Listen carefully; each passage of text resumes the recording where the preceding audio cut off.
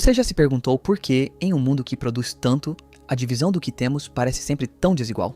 Muita gente acredita que a economia é uma ciência fria, feita de planilhas de Excel e gráficos de ações que sobem e descem.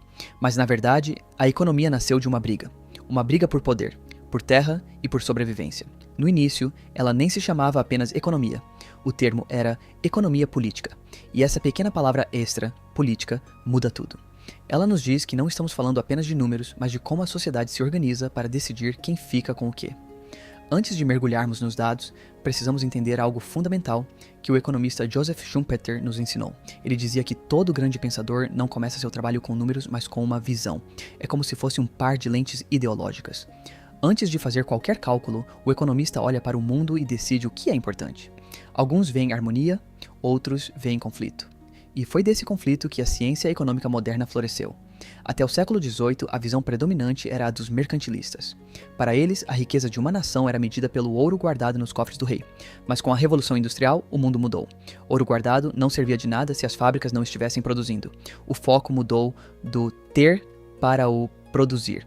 E mais importante, para o distribuir. É aqui que entra o grande protagonista da nossa história, Davi Ricardo.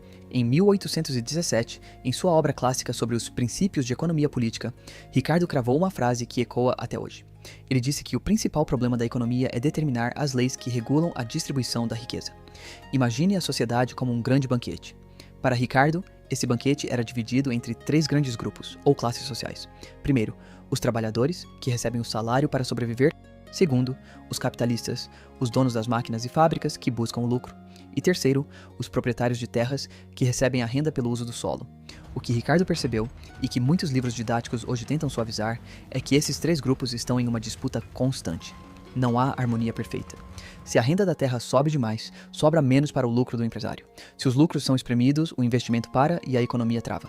E se o salário for baixo demais, a própria base da sociedade entra em colapso. Estudar economia política, portanto, não é decorar fórmulas. É entender essa mecânica da distribuição.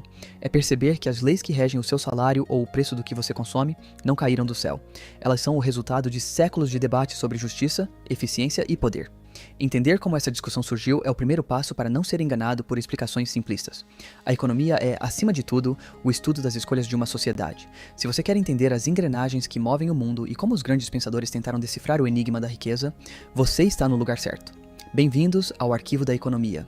Inscreva-se para desvendarmos, juntos, a mecânica da riqueza.